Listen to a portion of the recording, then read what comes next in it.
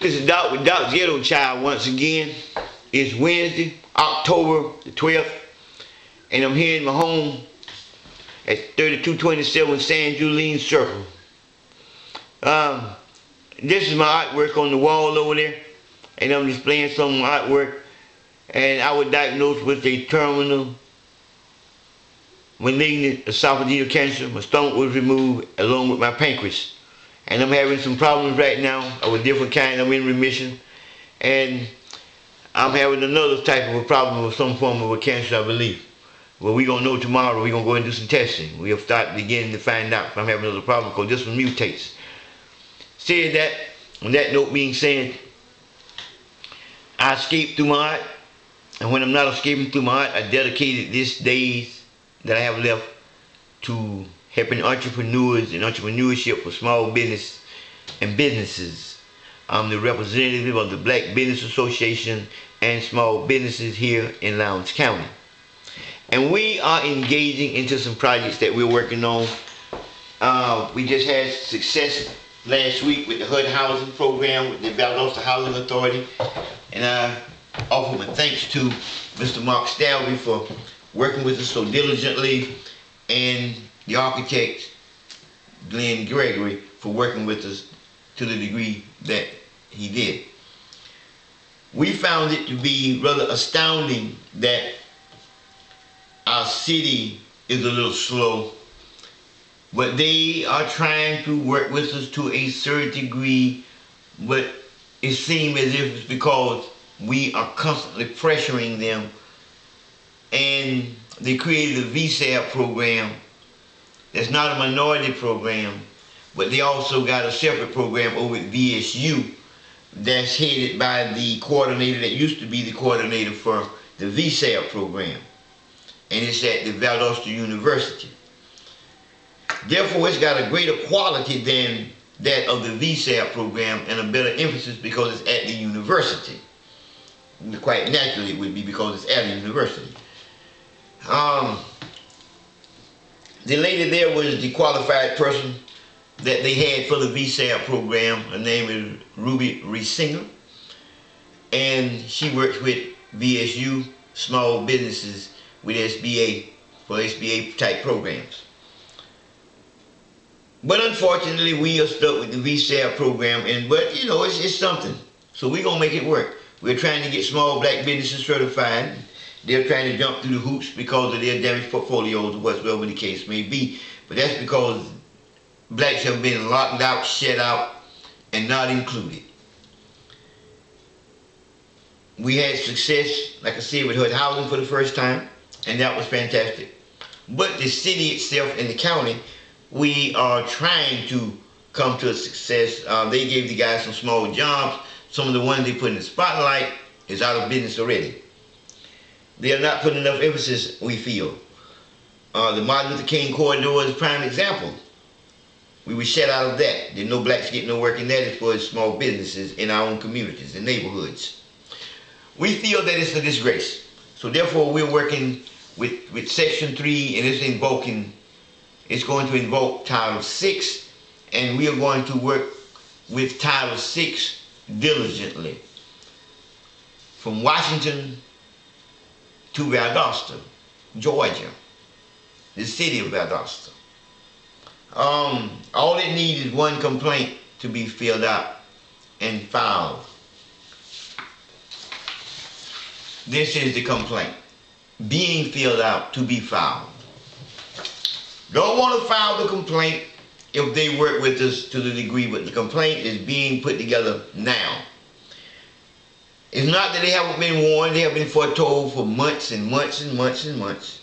They're not putting enough emphasis, they're playing a game. They act as if we are fools or idiots. I can't speak for everyone along those lines, but I don't believe no one with us is fools nor idiots. I know my mother had 2 children.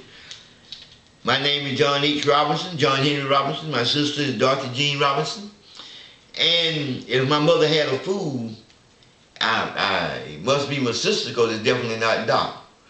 And I don't believe she's a fool. In fact, I know she's not. But if mom had one, it got to be her, and she'd have 2 kids. I know it's not me. So therefore, I'm not going to buy into the ignorance that there's no funding of federal funds involved in the Martin Luther King corridor. We don't really want to pursue a fight to that degree, but we are going to fight it to that degree, and we are going to wake up the sleeping giant, which is Title VI. And we're going to know everything about it. We got the literature and everything about it, and we are discussing it with people. And that what we don't know, we're going to have attorneys. We're going to be filing charges through the NAACP, or we're going to be filing charges through private attorneys, Scarola, Bernhardt, Chilton, Scarola, Bernhardt, Denny, and Scorsese out of Palm Beach in Tallahassee, Florida. They'll be joining with us, hopefully. At least they say they are going to be joining with us.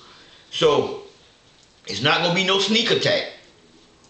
I mean, if you couldn't get it right, I'm sorry. If you're not going to get it right, I'm sorry. Because we coming. And it's no doubt about this. I fought a civil litigation for 12 long years. Lost all my dignity and pride. I sued Henry Ford's son-in-law, George P. Calkins, Ms. Eleanor Ford's husband, and I won my case. Manuel Noriega was in the basement doing my trial. I'm also in the Library of Congress.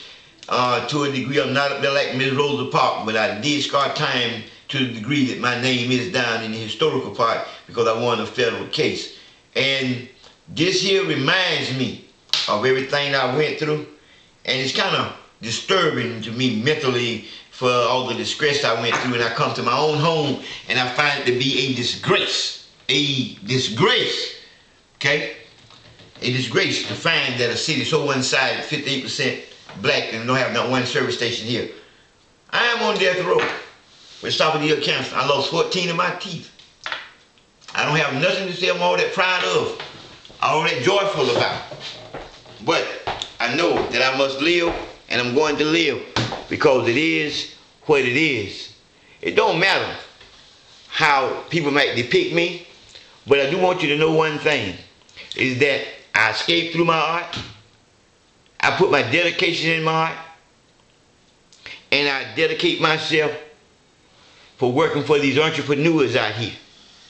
And we're going to do everything that we possibly can, everything that we possibly can, to prove that we are worthy, to prove that we are qualified, we are bona fide enough to bring you to battle. This is literature off the internet. If you really want to know, Google John Robinson, class action, Calkins, C-A-U-L-K-I-N-S. So all you got to do is Google that, and that'll tell you about it. So then you'll know it's not a joke. And then you'll understand that I am a man, the man with no plan. How can I have a plan that I'm standing on and I got a malignant terminal esophageal cancer, wearing a life support? It got stopped up last month.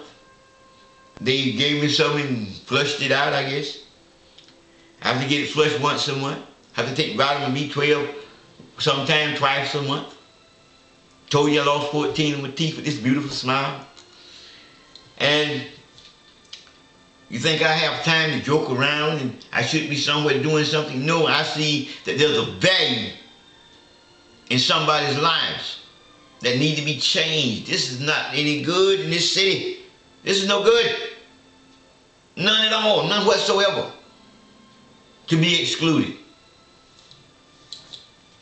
Title VI states that no person in the United States shall be, on the grounds of race, color, sex, disability, or natural origin, be excluded from participating in, being denied the benefits of, not subjected to discrimination from any program or activities, receiving financial federal assistance or federal financial assistance, I believe it states. So, based upon those grounds of exclusion, we are filing this complaint with the United States federal government against Lowndes County and this city if they don't get it right. Now, we're going to keep trying. And this is the one, the NAACP and everybody coming in. It's not a secret. But when I'm being told that there's no funding and no room for us in our own community, and we don't have one service station, and once had hotels and motels, don't have nothing here now, it's very disturbing. Very disturbing. I got a friend, he's out in, I believe, Arkansas, George Boston Rhines.